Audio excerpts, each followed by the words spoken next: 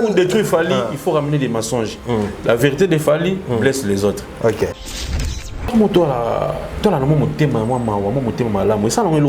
Ça coûte rien.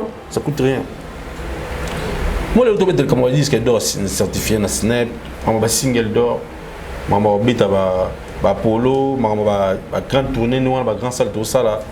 On le qui est na Congo, puis surtout mes artistes mon congolais a teka ma casse sur le plus streamé, depuis que ça fallait la biso. Parce que surtout dans le domaine on a tout, dans 10 ans on a que mais ça ka fallait la biso. Mais je pense que Fally on a soit victime ya ba mensonge ya ba victime ya motema mabe, victime ya méchanceté.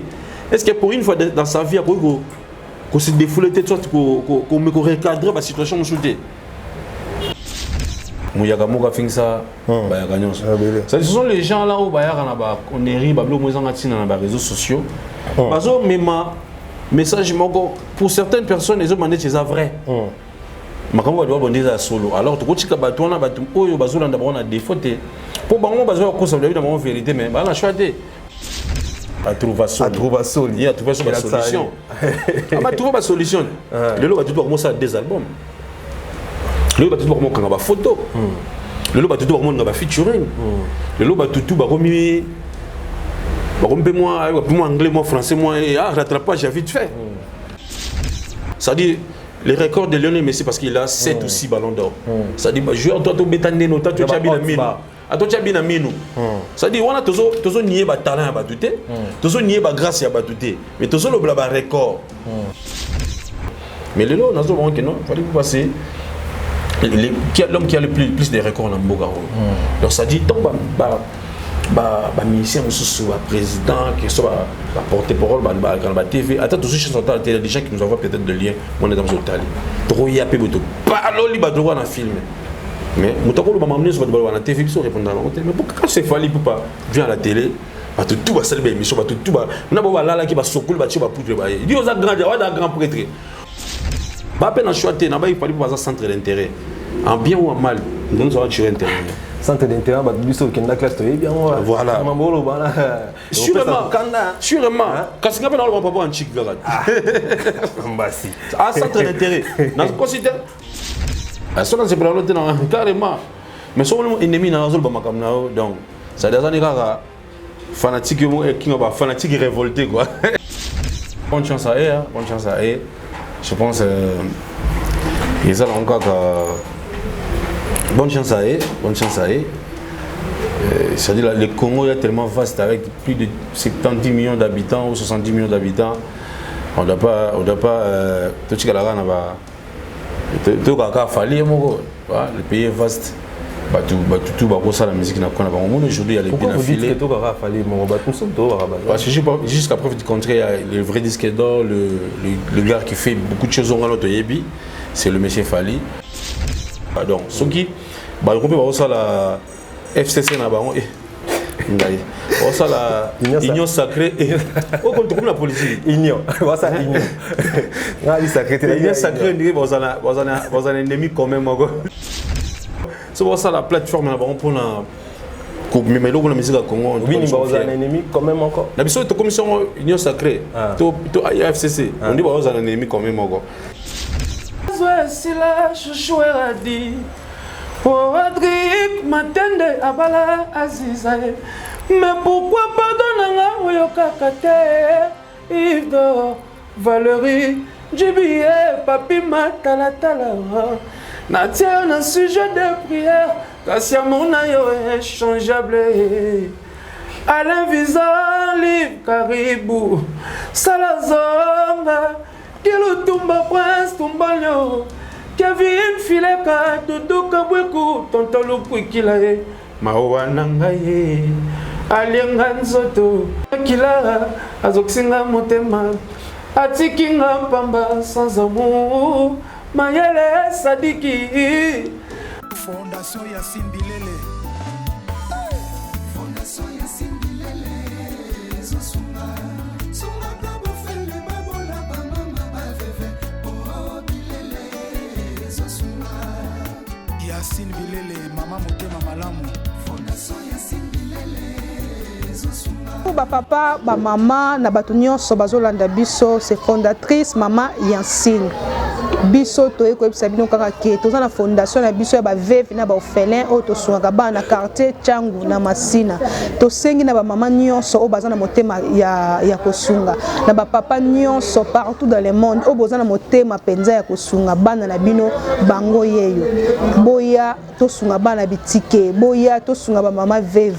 Toza posa bilamba bana baza na bilamba te ba mbetu ba bloka mike nyonso ba mama poto o boboa kaka na poto ba mama toza nango bosenga na fondation Yansine bokangisela biso po bana na bino awa bazozanga bilamba bazozanga makambu ebele tosengi penza na ba mama nyonso partout dans le monde o boza na motema kosunga boya bosunga fondation Yansine bilele toza na posa na bino toza na posa bilamba toza na posa ya biloko nyonso o boza nango bilamba ba biloko o boboaka na bino kuna en tout cas ba mama ba papa o bozolanda biso bokangisela biso boya kotika na Ophelina Yansine bilele bo soutenir biso balobi loboko moko elongolaka lisapite boya bosunga biso tosengi penza lisungi na ba mama nyonso partout ba papa poto ba mama poto boya tosunga boya bosunga biso Ophelina na biso ezana na Changu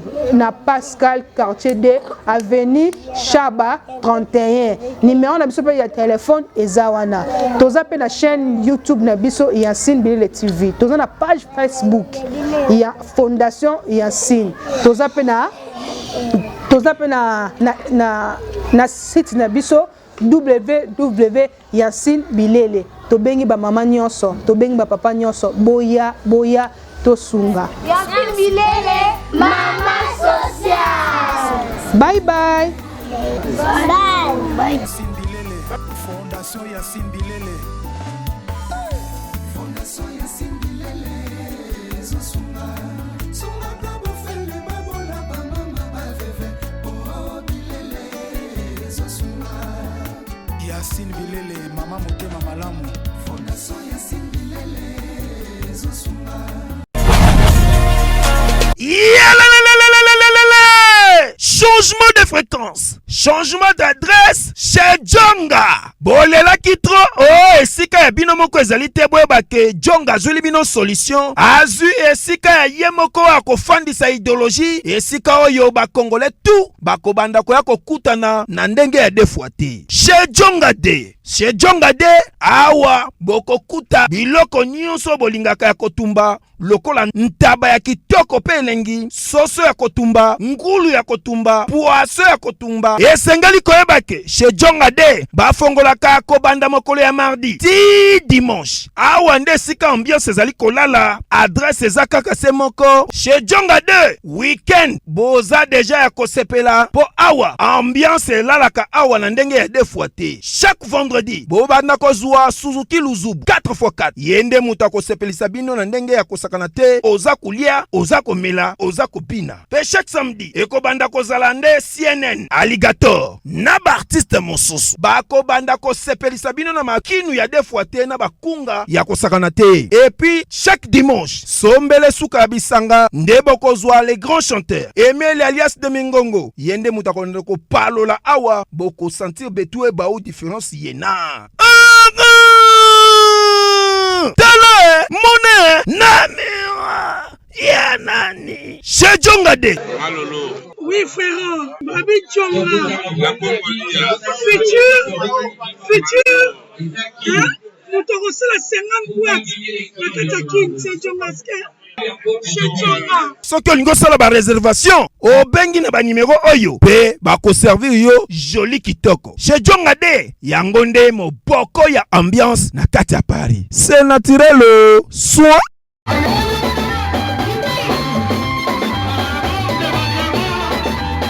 Bana King, Bana Dar es Salaam, Bana Poto, Bana Mokil Mobimba, CTF Moko, Afrique Info avec Frank Stemai, Yandankala, Twende. X-Bass, Marandura, Frank Stemai. Chers internautes fidèles abonnés, bonjour, bonsoir, bienvenue sur votre émission Culture Info. Madame, messieurs, comme d'habitude aujourd'hui, je reçois pour vous un artiste vraiment très talentueux, un soldat de victime. C'est avec lui qu'on va passer ces très bons moments de sharing, de partage, de la nuanceuse actualité, disque d'or, et puis concert le 15 mai, et puis nuanceuse colléca sur les toits, tout sur la Ronaïe. Là, je dis un grand merci à tous ceux qui nous soutiennent. Nous avons Amanda Kassa. Merci beaucoup Amanda Kassa pour notre soutien. Et je dis bonjour Ambassi Bourgeois. Ouais, bonjour Alexis, Alex Wechi. Ambassi Bourgeois, bonne. Ouais, ça va, on a santé qui t'arrose. Moi, je connais bien Ambassi Bourgeois. Ouais, très longtemps, il va déclarer fort là-bas. Émission dans un monde entier, donc j'apparais encore, on a dit que ça l'a vraiment battu tout. Plaisir, c'est tout Warriors. Surtout Warriors, surtout communauté Warriors, et puis Warrior Family 2.0, c'est une structure, soit base au pénal et soutenir encore Merci beaucoup Ambassi Bourgeois. Ambassi Bourgeois, la victime de tous en matin, chef à télé, à Ottawa, Mobali. Alors déjà mes condoléances. Merci. Encore. Et ça dit au moment comment c'est passé? Ouais, toujours 2 matins à la fois. Parce que la même semaine où moi la chef à télé Koufaki, et puis grand frère Nabisson Nathan de longue jambe Père Koufaki, donc aîné de la famille Navarro. Les condoléances à Nathan. Ouais, donc ça dit au conduit mon semaine, c'est grave parce que au moment où il y aura toujours une tristesse. Et puis on a vu vraiment que nous sommes une famille, parce qu'il y avait tout le monde, tous les musiciens motivés, et vraiment on était là pour soutenir nos 2 frères qui ont prouvé. Et place Bazali, on continue à réconforter, ça arrive, parce que nous tous, les gars, on va preuve là. Et puis on sait comment ça, ce que ça fait. Nous tous prouvé soit affecté dans le monde. Voilà, donc c'était bien. Nous avons basé dans Bisso. Les gars qui m'ont. D'accord. Mais ça nous fait peur que base dans la télé, le spectacle où vous allez calamité, moi le 15 mai, non qui peut programme soit fini de ma calamité. Bon ouais, bon voilà, il y a un problème, il y a un moment c'est-à-dire les indépendamment volonté la volonté, mais donc rien l'homme banque ça va tout ça dit d'abord c'est la tête d'affiche quoi. Mais c'est fallu pour pas à Trovasso l'Empereur 4 et Empereur 124 et 124. Donc so yenda zate ils ont un problème parce que ça pas qui est indispensable à zate. Tout est remplaçable parce que zate on peut te remplacer. Bah remplacer comme on a été mais on va remplacer quand on rôle yo quoi ça là donc voilà c'est pas un souci. Je pense que vous avez besoin bah revenir vite notre travail tous on a bien sanctionné tout ça là. D'accord. Alors il c'est sur la Singleton to comme à niveau est-ce que vous avez studio advienne qui pourra il aller bien prolongation t'inquiète papa on a bien au bonne période bah match à prolongation à mort subite donc ce bien coach match ici voilà on a advienne qui pourra oh bangati parce que bon déjà album na binomo déjà il y a mon prix 0 bêta non na lo bang déjà na lo bang on avait émission précédente et belé il y a tous on a né belé nga ke biso tozong ka to inondé terrain ça dit mission il y a qu'une il a tout inondé terrain ça dit ça la biso na biso pekak ça dit côté yoka amore côté yoki associé côté yoki advient que pour côté qui amour va chef à télé ainsi de suite mais votre base là nzembo na lo bela ngote te ni temena ça vraiment moi pour moi miki oh fallait na boxe ça dit voilà problème privé c'est ce qui a fait même mon absence sur dans les réseaux sociaux. D'accord. Mais bien que moi Instagram moi Facebook et moi booster les gens va YouTube bani pour bah le temps là trop dans la moi absent même dans la télévision sur place avec absent on a mon souci moi Mickey mais nganzembo bena single déjà dans la clôture on est toujours sur la Cédric Nakovic à Paris ce sont les gens qui gèrent un victime à Zana Kinshasa et puis objectif il y a arrivé dans la qui la poto clipper nzembo poto clipper c'est pas mais sur les lignes de motivation et même après une émission donc toujours clipper nzembo d'après longtemps et dès que tu clipper nzembo sili je pense que comme en limité na advient qui prend comme aussi ça juillet pour annoncer déjà date comme sur 3 semaines avant ou 2 semaines avant et puis on a déjà de retour dans marketing souci ça gagne bosso Alex Ali pour ça d'abord un bon travail un bon boulot réaliser un bon boulot et accompagner carrière une œuvre voilà une œuvre c'est ça c'est pour cela mon on a qui n'a pas la rumba slim non ça la rumba sur mesure quoi, c'est-à-dire nous sommes centré mon nzembo bénis à la ils la permettre à battre quoi, ils la permettre tout changer mon parce que Babilo a danger tout déjà avec les Sayemba. Je dois dire à moi touche moi mon qui permet peine gars trop folle on a. D'accord, merci beaucoup à ton combat. La base est là, en tout cas la base est là qui pourra nous présenter mes excuses parce que en tout cas c'est d'un tas dans une pression en casse. Je vais éclaircir un truc, c'est pas moi qui décide la date ou bien le jour il y a sorti Nzembo. Nous sommes gérés par une victime. Donc moi j'accompagne Messi Fally Ipupa mais na ndenga Nzembo nazala la produit à une victime.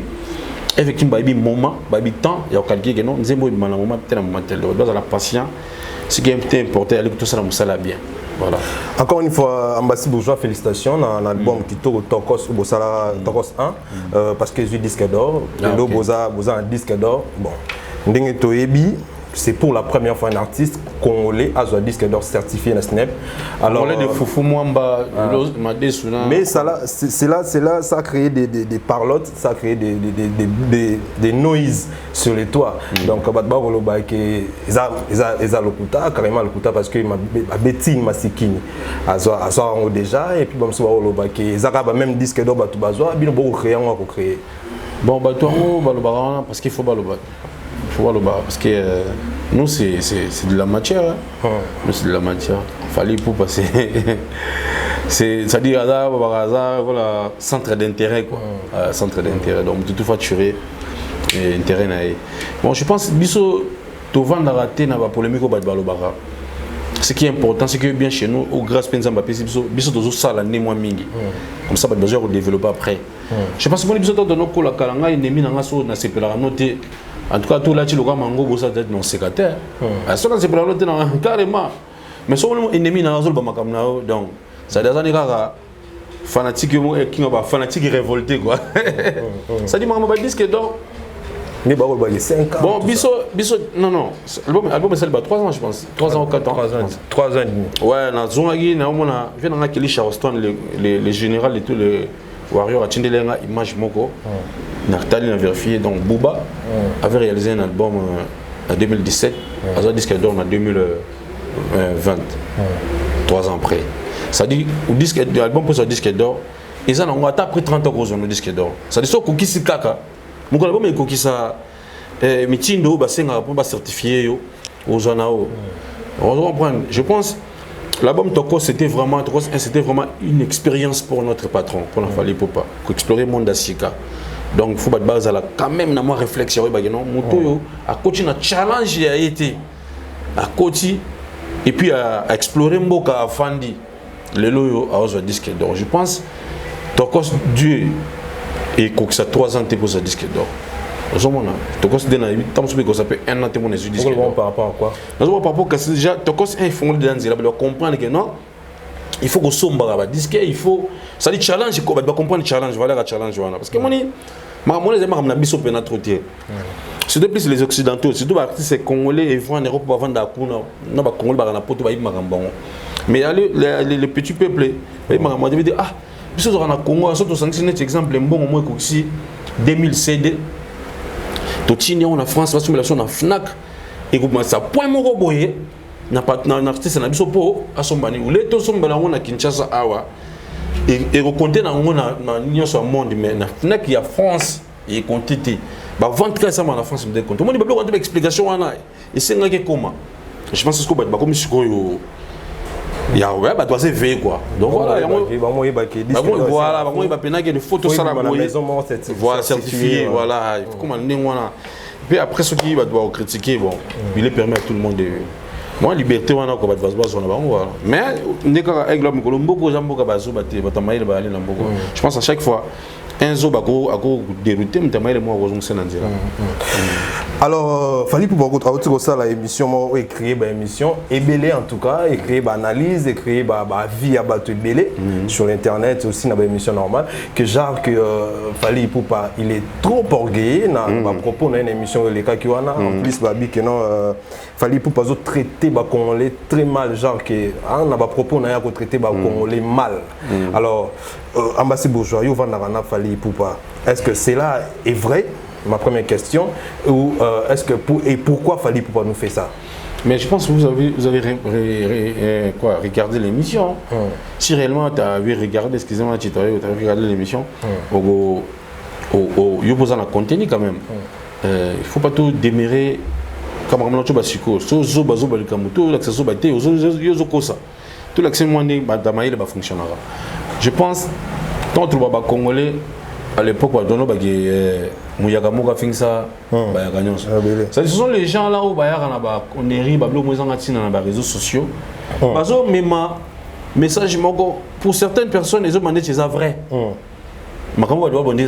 Alors tu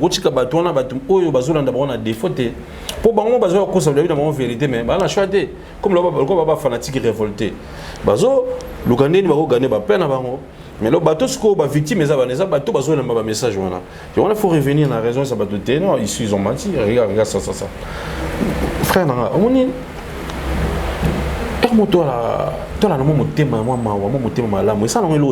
ça coûte rien moi le automobile comme on dit que d'or certifié na Snap ma single d'or ma bita ba polo ma grande tournée nous ba grand salle tout ça là ma lelo qui bébé qui na Congo peut surtout mes artistes mo congolais yo a teka makasa sur le plus streamé depuis que ça fallait na biso parce que surtout dans le domaine on a tout na 10 ans on a que mais ça ka fallait na biso mais je pense est-ce que fallu on a soit victime ya ba mensonge ya ba victime ya motema mabe victime ya méchanceté. Est-ce que pour une fois dans sa vie, qu'on se défoule de sorte qu'on me recadre la situation shootée? Voilà place de ça. Congolais, il y en a pas de Gamon là-bas. Bingaï, ils sont dans le ils sont dans l'ingara, on s'en assemble. Non, t'as ma gamme nota. On a belle fonction pour ma coach mathématique, on a mathématique d'abimina. De son l'ingara côté, non t'as la gamme na yo, té. Voilà, quand la fanatique révolté, donc on a été battu lobby, tout ce que les mimarambo est battu lobby. Il ne traite pas de Congolais, il n'est pas de ça. Sa musique, il fait pour les Congolais d'abord. Lui-même, il est natif congolais, de nationalité congolaise. Donc tout ce que on a battu le kuta, il y a salité, vérité au tigala, vérité. Et mes missions, et ça la même encore, les lots, tout ça, plusieurs analyses, bah on peut analyser, on analyse, ça va faire lyrisme. Il va falloir analyser parce que l'idée combien de gens TV na Kinshasa baloba o bakoloba on se après on va analyser ça et ça matin ouais et ça matin l'idée combien de gens na télévision va les gars trop pas les gars na TV tout ça l'idée combien ça va des émissions des autres qu'on a na moi moko on va analyser ça ma première émission là quand c'est fallu c'est ça. Merci beaucoup Mbassi. Pour détruire Fally, il faut ramener des mensonges. La vérité de Fally blesse les autres. Ok. Bon, déjà, dans le Congo, vérité, comment on agir. Bisous, comment on a la vérité. Et déjà, pour détruire Fally, il faut ramener des mensonges. Mais la vérité de Fally, ça blesse. Mais c'est question au Congo, vérité, comment agir. Bon, voilà. Pour la faible, peut-être. Un artiste, Yambo dans la au Congo, a lobby qui pourquoi Fally a se contredire, il a autant appelé comme Meneso Olingi. Il a chanté jaloux. Que non, bah jaloux, tout ça, laissez-moi tranquille. Mais après, il fallait que non, bah jalouté, on a fanatique révolutionnaire. Ben révolutionnaire, je crois. On a bah fanatique révolté. Voilà. À lui boy. A réalisé que on a bah jalouté. Bah jalouté. Ça veut dire avant, moi à salo bah chantage moi mabé, à salo bah moi comprend ah John déjà jaloux là. Après moi de comprendre bien. Niveau ya makambo muta sous jaloux on est fanatique dans me révolté ça dire quoi pour ça on tape na vrai jaloux non après ça comprendre non jaloux à mon fois tika comment betement mon karapo ça dit muta en face à makambo ya vision na o so tika il habite ça oh azongi ngo so bi habite ça donc ça fanatique na yo mais révolté donc c'est contredire a réaliser que parce que ba jaloux tu es jaloux 10 étoiles pendant jaloux on va péter belé donc on a gagné à venir dans la jalousie. Donc, il y a des soucis qui ont été en quelque sorte, il y a des fanatiques qui sont révoltés. C'est-à-dire qu'il y a des mais pourtant, ils ont catch à Siliga. Il y a des soucis quand on a une photo à l'occasion de facha. Il y a des on a dit, je vais apparaître, bon, mais il peut être candidat. Le job est bobo. Voilà, fanatique de volonté. Merci beaucoup.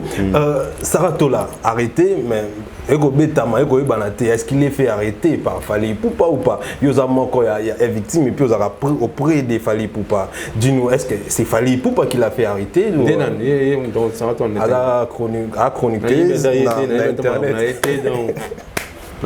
dans la yéviété, ma ramené la yéviété, donc à chroniquer dans Internet. Comment arrêté? Comment il fallait voir ça quand c'est un individu? Si on parle pas de fond d'institution, on fond de structure. Il faut qu'on fonde la structure. Moi, je vais utiliser pas produire frauduleusement ou bien soit illogique à refondre d'abord parce que c'est du business. Un individu, je ne pense pas. Il faut que l'on la patron a besoin qu'on ait soit pas nous soit cause à la payer par na benaye. Tu vas na yebi ma na yete. De l'anzira na ngabo na yebi kututé. Donc voilà.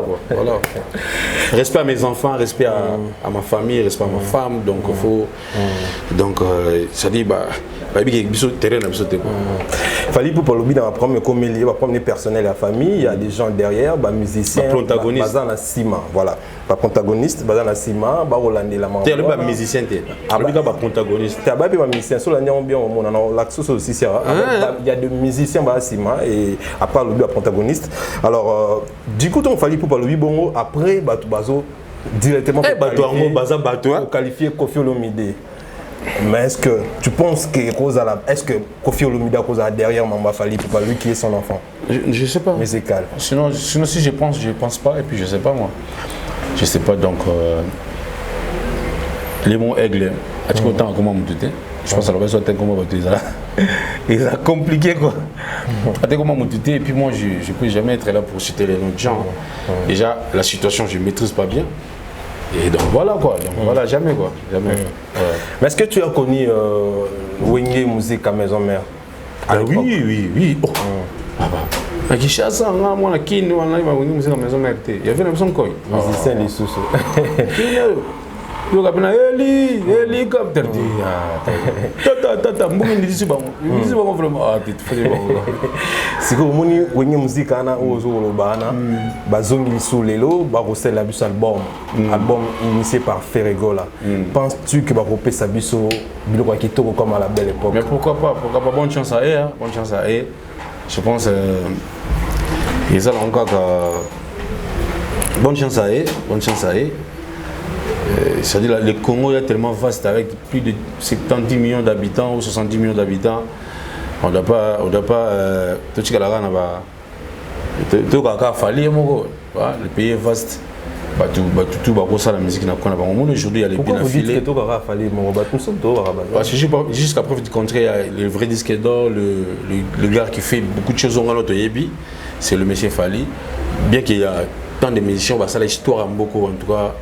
Respect et donc ça l'histoire en bon respect n'a pas vivant respect à eux tout ça vraiment respect belé n'a pas on a pas vie absolument surtout mais il faut avouer que les temps aujourd'hui c'est Fally qui vraiment qui flotte les drapeaux quoi. Mais si les autres pays, moi, tu vois sur le babine affilé, le lot, ça dit, il n'y a pas rien à dire.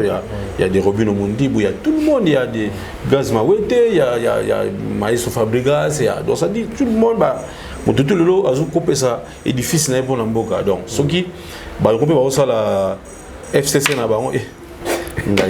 On ça la union sacrée et on compte comme la politique union ça union union sacrée on a un ennemi quand même donc c'est ça la plateforme là on prend mais là, la musique à Congo, oui, nous avons un ennemi quand même encore. La commission union sacrée, tout AFCC, on dit qu'on a un ennemi quand même encore.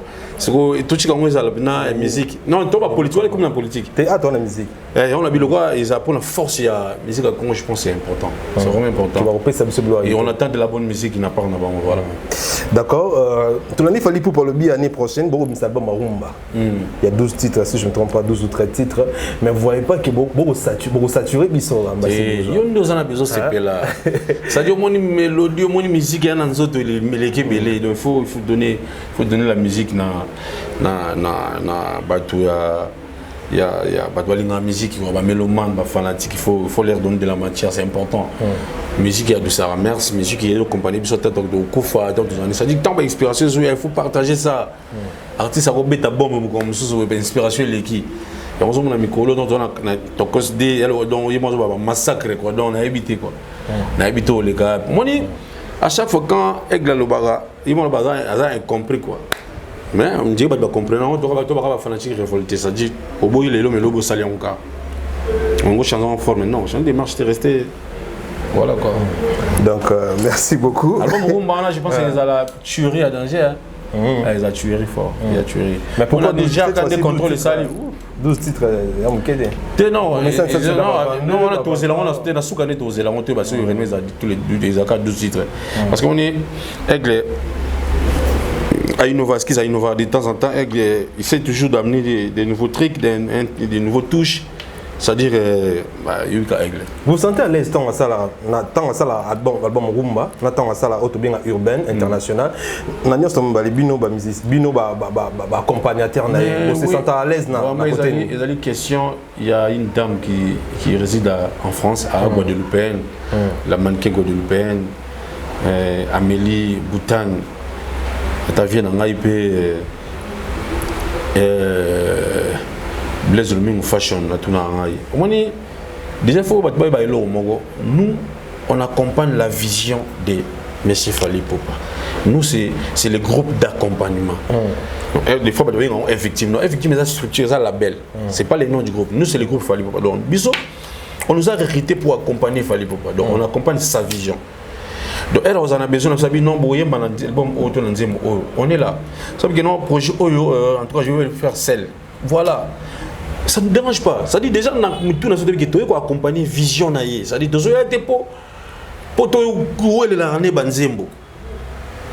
c'est pour cela, avec son grand cœur, à chaque fois, il donne des opportunités. C'est-à-dire, Tocha Banzembo, on est tombé sur la jeune qui pourra. Question de rater, mais talent, ils peuvent aussi s'éclater, tout. Tout ça l'appelle libre parcours. Partout dans le monde. C'est-à-dire, c'est sa vision. Moi, de ma part, ça ne me dérange pas. Et Boujanga même pas, parce que déjà, au Yébi d'ailleurs, non, la vision, ça ne dérange même pas, ça ne dérange pas. Voilà, ça ne dérange pas. Est-ce que ça arrive aussi qu'Abin Abinobo participer dans l'album urbain? Oui, c'est plus peut-être les instrumentistes. C'est plus participer. Voilà. Alors, en tout cas, Ambassi Bourgeois, pas pour vous flatter, parce que vous êtes dans mon plateau. Franchement, orchestre bon en haut, orchestration, on a bino bataille bosso, on a simabouana, harmonie incroyable quoi. Qu'est-ce qui fait que à ta sur deux, tout le monde sait sur balonga qui a, mais après cohésion ils ont tout le monde cohésion toujours actif. Est-ce que vous travaillez on a bango n'engagement parce que on dit on aura deux équipes. Il y a une équipe qui voyage trop souvent. Il y a pas des équipes. Je dis ça parce que je vois qu'il y a une équipe qui voyage trop souvent et il y a une équipe qui reste. Alors, mais tant bon remplacer, cohésion vous avez toujours les mêmes. Chance Aigle, chance il y a équipe technique direction artistique et tout. Ça la choix bien recruté. Même si les instrumentistes, les chanteurs choix pénisa bien. Pourquoi? Parce que même le niveau il y a pas trop sur les logos. Banzemo toujours yemba il faut avoir un talent, il faut avoir moins certain niveau des études et puis artistique. Parce que on dit français, l'école, papa est fatigué, millions d'euros, c'est le boulot, alléluia, alléluia, c'est mon soldat, c'est mon allié. Faut que je monte la vie en vrai. Vraiment ton cœur que je te montre tous les plans que j'ai manigancé. Et si c'est toi, c'est que toi, t'inquiète pas. Nous deux, au Roméo, malade, je viendrai te retrouver. Français, on a dans le ballon français, il y a Kipoto. Ils ont le droit de mimer le réseau canadien. Ça dit, il faut moins chic. Et il y a des lyrics. Il y a des diction, des prononciations, mon tout. Interprétant, ça dit pour un niveau moins chic, un niveau artistique si ils sont forts.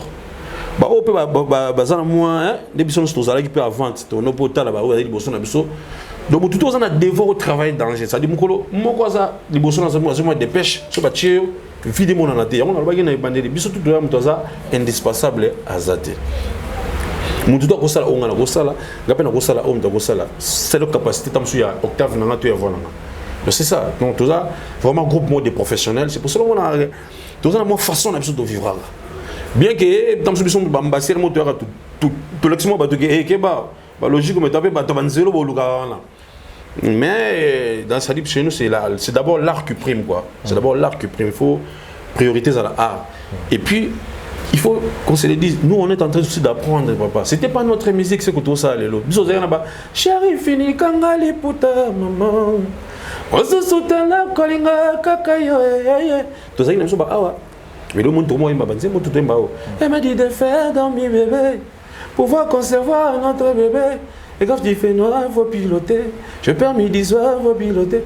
Et c'est comment faire pour élever le niveau. Madame, tout le monde a ma musique oyo. Parce que tout le monde a un professeur, el profa, il fallait pour pas. Aïe, n'a besoin d'un monde. Biso peut-être qu'il est actif. De s'intégrer, de s'adapter. Donc, tout le monde il n'y a pas quelqu'un qui rajoute à peu près. Ça dit, je vais dépêcher le monde à rattraper. Voilà. L'été à Kanda. Et trouver soli. À trouver soli. Il y a trouvé une solution. Ah, trouver une solution. Le lot va tout commencer à des albums. Le lot va tout commencer à des photos. Le lot va tout commencer à des featuring. Le lot va tout remuer. Moi anglais, moi français, moi rattrapage vite fait. Le lot le concert ba veste qui va blouson le monde concert un t-shirt azana chemise boy azana détendu c'est pas solution on a le lot biso tout monde mondialiste c'est-à-dire dans la carte monde na mutu na fanda na ngo donc on peut s'adresser moi na Connecticut les États-Unis mboka Connecticut bien ah ouais bon on peut s'adresser moi na azana qui na donc c'est-à-dire à trouver cette solution le lot oyo bon. Justement, que vous voyagez trop, que vous avez belé, tout ça. Le fait que vous avez un groupe d'accompagnement, les lots sauf ali pour parler de temps, avec un poste en communauté, sur le plan social, est-ce que la sécurité est allée? Ouais, mon idée de vous aboyer, ça dure, biso, pour les autres 5 Elmara, c'est du côté artistique. Bien que, à loin, dans le côté artistique, ça soit conseil à vie, comment on peut s'organiser, comment quelqu'un peut s'orienter. Mais c'est pas il y a un de ça vie sociale à Montou, organisation vient Montou, ils ont dépend na yo Montou. Ba pèse sont 1000 €, on t'a peut-être on a ndenge na yo. Pour tout ça il y a un problème dans la classe, ba malade dans la famille bona boui, aya investir dans la famille. Nzambi pas ticket le bol nga pesa e pour et ça ne Montou mususu azali normal a sali mois dépense moké, azu mususu a sen épargner. Montou mususu akelu kana basi na yo akana kala na ki pecho mo la kozwa. Et choyo musake luka bango mutu pe yona na ambiance nani ngwasuma yoka ngai nani kuna yoka ngaba tu soit qui kuna donc ndamta gérer ni na ningi na voilà place aux ça dure sécurité sociale à moto ça yo moro moto comment tu es tenté d'orienter ta vie ça c'est pas fallu moi je vais te dire un truc parce que moi j'ai commencé à louer des maisons en 2008 donc on a bossé dans zone vie studio en 2008. Mais ça qui n'a pas éclaté. 2 ans après, on n'a pas éclaté. Si on a pris la bande il y a kala. Non, on fait aller au senti que chaque jour ça. Donc au cours le zobo tabana, par responsabilité du cola. Engagement nous c'est du cola. Ça dit moi on a 3 ans, non moi on a 14 ans, tout moi on a 11 ans, on a besoin de mon côté. Moi on a payé 15 ans, on a 18 ans, on a besoin de mon côté. Donc, vie sur le a besoin de cola, l'exigence de comme belé, on a ce que tu as orienté vinao, au sécurisant, voilà quoi. À un moment, il vous manque, tant on a poto quelle différence que vous sentez tant à Nathan Azar? Oui, oui, papa zanda côté, papa bozoli ni super nanda côté. Vous sentez que le moment on n'a pas gros bimana, ils ont les tas de père à terre. Ils ont déjà l'insécurité familiale. Le son papa nanda côté vraiment, ça bouge un peu de la famille quoi. Mais son papa ça lui sentit que tout est bon quoi. Tout est bon. D'accord. À la base dans le plateau na biso Afrique Info, tu as mis un artiste chanteur. Ça a biso plaisir. Sila chouchou eradi Oh Adric Matende Abala Azizae Mais pourquoi pardonner Oyoka Kate Yves Valérie Jibié Papi Matalatala Natia un sujet de prière kasi amour na yo inchangeable. Alain Visa, Liv Caribou, Salazonga, Kilo Tumba Prince Tumbalio, Kevin Fileka, Dodo Kabweku, Tonton Lukwikila, Mawa Nangaye, Aliengan Zoto, Kila, Azoksinga Motema, Atikinga Pamba sans amour, Mayele Sadiki, Aliengan Zoto. Amelinga makilanga, azoksinga motema, atikinga pamba sans amour, ezaba jeune Théophile Moulma, au rendre moi la moto malheureuse. Donc ça dit sans amour, ou bien ça dit, j'aime ça la featuring na boss, ça dit, donc ou bien point bonheur quoi.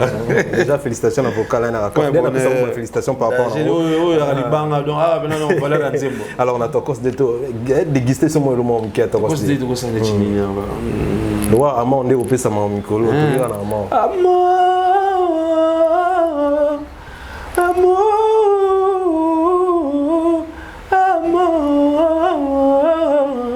Encore une fois je me livre, mais t'as choisi de me laisser.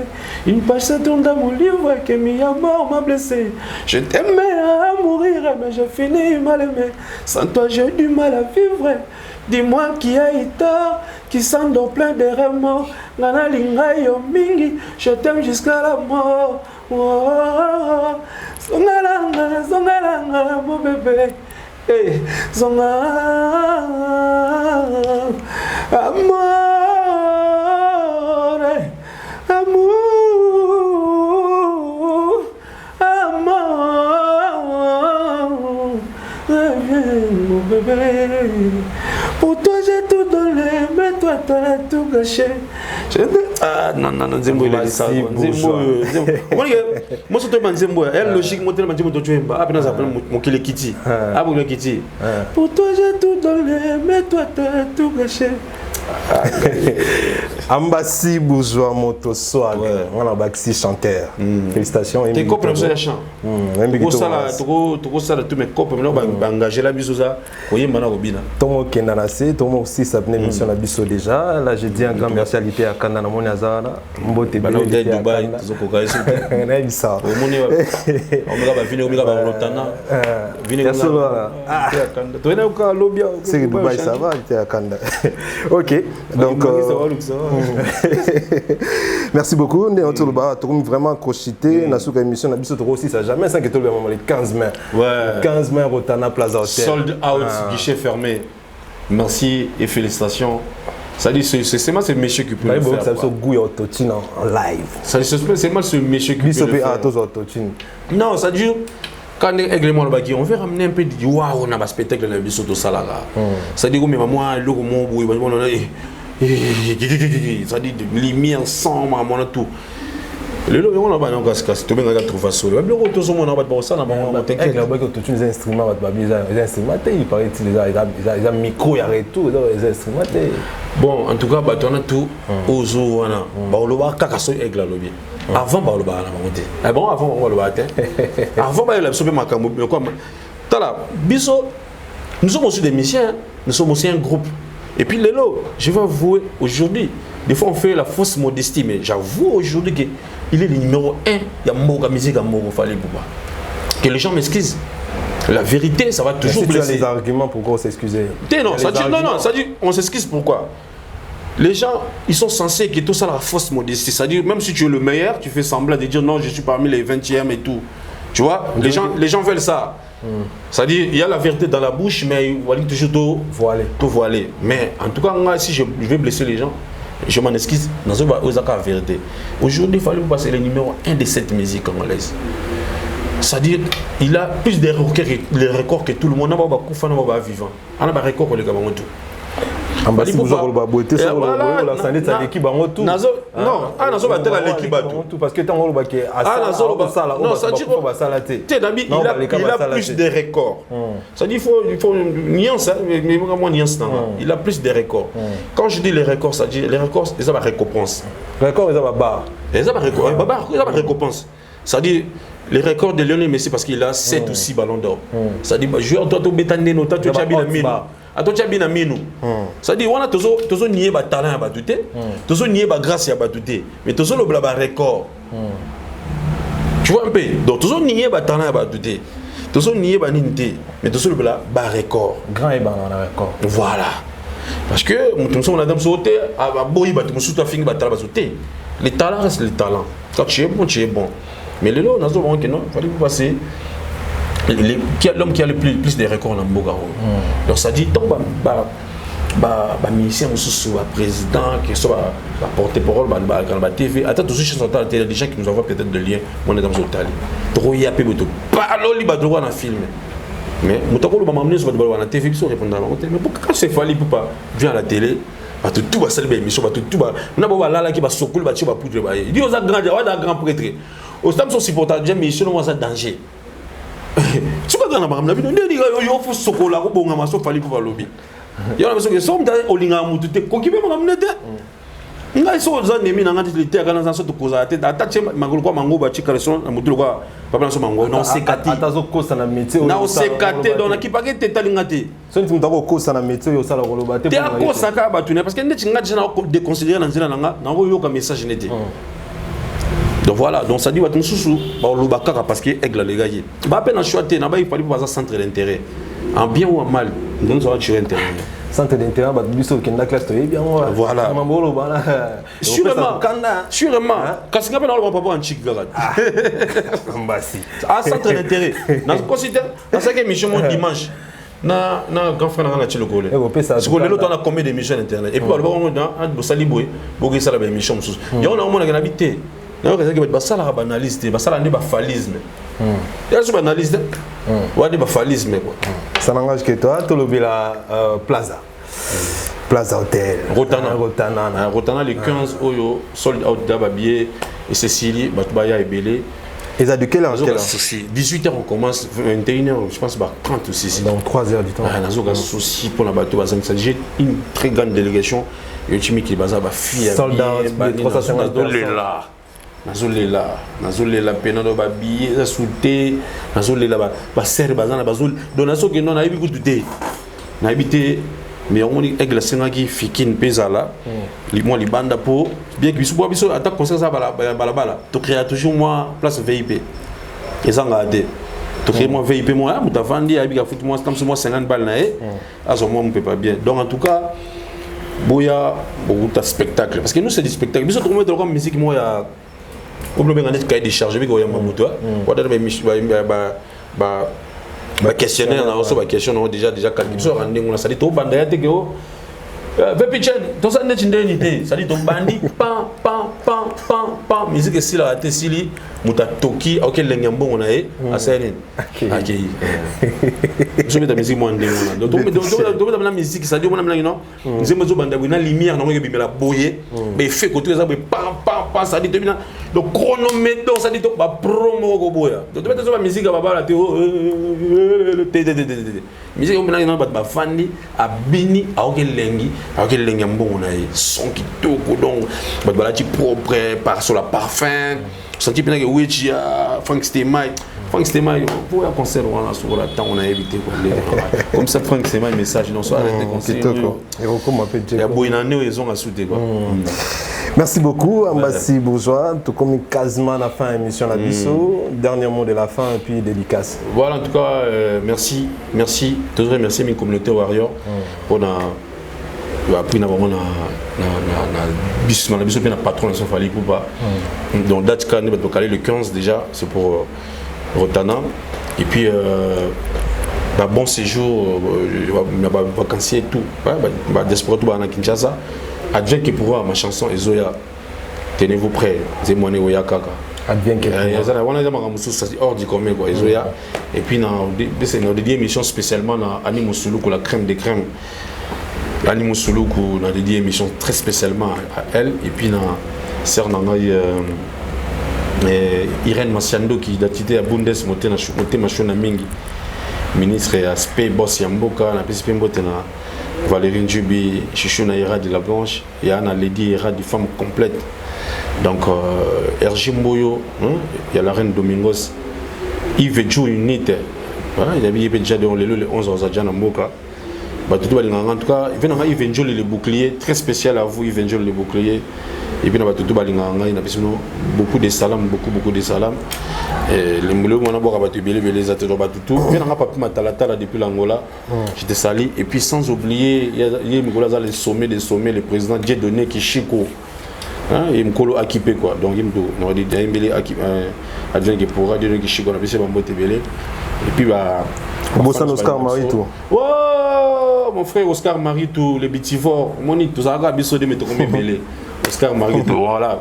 Tu peux chancer ça pour le mototou dans les bitivores quoi. Vous dois tchaka babi belé, babi bitivore. Non, moi là, on va lire à ça, on va lire à ma casse, on va carnivore, herbivore. Ou bien mes sounis, carnivore. Mais ce que je veux là, tchaka babi belé, babi bitivore. Il y a Oscar Maritou. Jonathan Bolling pas à bitivore, pour y pas tchaka babi. Donc voilà quoi. Merci beaucoup. Moi, je dis un grand merci à Amanda Kassa. Et puis, merci à Mbotebele, merci à Christian Louindama. La Turquie, la Galasatara et Christian Louindama. Donc, merci beaucoup. La fondation Nayo. Merci beaucoup, ambassadeur. Et puis, sans oublier, Glodingo Namuzinga. Et puis, Zadio Kazadi. Donc, nous avons dit que Djogo Bakabaka. Djogo Fubokabaka. Nous avons dit que Djogo Bakabaka. Bien. Merci beaucoup, ambassadeur Bourgeois. Voilà. Merci beaucoup. Ça a été un grand plaisir. Merci beaucoup, ambassadeur Bourgeois. Comme je disais, ça a été un grand plaisir de vous avoir. Merci à vous autant. En tout cas, on a dit merci beaucoup. Là, je dis encore un grand merci à Amanda Kassa. Elle est celle qui ne lâche rien quoi. Merci beaucoup Amanda Kassa pour tout. Et puis je dis un grand merci à toute grande équipe technique. Là je vois Maïli Sadiki, je vois Sato Chaton Kolo, coach tous les cas. Merci beaucoup à Franck Lissou Castemay, qui nous a assisté. Merci beaucoup à vous et madame, messieurs, au revoir. Tokos. Fondation Yassine Bilele. Fondation Yassine Bilele. Zosunga.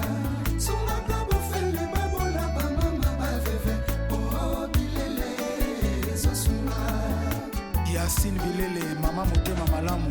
Fondation Yassine Bilele, Zosunga. Ba papa, ba maman, na bato nyonso bazolanda biso, c'est fondatrice Mama Yassine.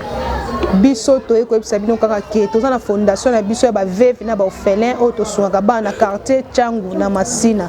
To sengi na ba mama nyonso o bazana motema ya kosunga. Na ba papa nyonso partout dans le monde o bozana motema penza ya kosunga bana na bino bango yeyo. Boya to sunga bana bitike, boya to sunga ba mama veuve. Toza posa bilamba bana bazana bilamba te ba mbetu ba bloka mike nyonso ba mama poto o boboa kaka na poto ba mama toza nango bosenga na fondation Yassine bokangisela biso po bana na bino awa bazozanga bilamba bazozanga makambu ebele tosengi penza na ba mama nyonso partout dans le monde o bozana motema kosunga boya bosunga fondation Yassine Bilele toza na posa na bino toza na posa bilamba toza na posa ya biloko nyonso o bozana nango bilamba ba biloko o boboaka na bino kuna en tout cas ba mama ba papa o bozolanda biso bokangisela biso boya tika na Ophelina Yassine Bilele bo soutenir biso balobi loboko moko elongolaka lisapite boya bosunga biso to sengi penza lisungi na ba mama nyonso partout ba papa poto ba mama poto boya to sunga boya bosunga biso Ophelina na biso ezana na Changu na Pascal quartier D avenue Chaba 31 numéro na biso pe ya téléphone ezawana toza pe na chaîne YouTube na biso Yassine Bilele TV toza na page Facebook ya fondation Yassine toza pe na site na biso www.yassine Bilele to bengi ba mama nyonso to bengi ba papa nyonso boya Tosunga. Yassine Bilele, Mama Social. Bye bye. Bye. Yassine Bilele, Fondation Yassine Bilele. Fondation Yassine Bilele, Zosunga. Sunga kabo fele babola ba mama ba veve. Oh Bilele, Zosunga. Yassine Bilele, Mama Motema Malamu. Fondation Yassine Bilele, Zosunga. Changement de fréquence, changement d'adresse chez Djonga. Bolela kitro, oh, esika ya bino moko ezali te boyeba ke Djonga azuli bino solution. Azu esika ya ye moko akofandisa idéologie, esika oyo ba Congolais tout bakobanda koya kokutana na ndenge ya defuate. Chez Djonga de. Chez Djonga de, awa bokokuta biloko nyonso bolingaka ya kotumba. Lokola ntaba ya kitoko pe elengi, soso ya kotumba, ngulu ya kotumba, poaso ya kotumba. Esengeli koyebake, chez Djonga de, bafongolaka kobanda mokolo ya mardi ti dimanche. Awa nde sika ambiance ezali kolala, adresse eza kaka se moko. Chez Djonga de, weekend, boza deja ya kosepela, po awa, ambiance elalaka awa na ndenge ya defuate. Chaque vendredi, bobanda kozwa Suzuki Luzubu 4x4. Yende muta kosepelisa bino na ndenge ya kosaka kanate, oza kulia, oza komela, oza kopina. Pe chaque samedi, ekobanda kozalande CNN, Alligator, na ba artiste mosusu. Bako banda ko sepelisa bino na makinu ya defuate na bakunga ya kosakana te. Et puis, chaque dimanche, sombele suka bisanga, ndebo kozwa les grands chanteurs. Emile alias de Mingongo, yende mutakonde ko palola awa, boko sentir betue ba ou différence yena. Tala mone namira ya nani chez Djonga de. Oui frère, Babi Djonga. Futur. Hein? Nous t'aurons la 50 boîtes. La Katakin, c'est Djonga. Soki olingo sala ba réservation, obengi na ba numéro oyo pe ba ko servir yo joli kitoko. Chez Djonga de, yango nde moboko ya ambiance na kati ya Paris. C'est naturel, soit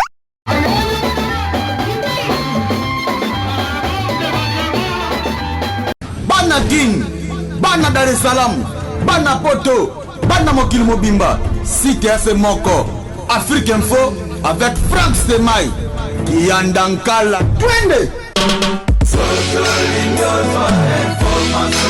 X-Bass,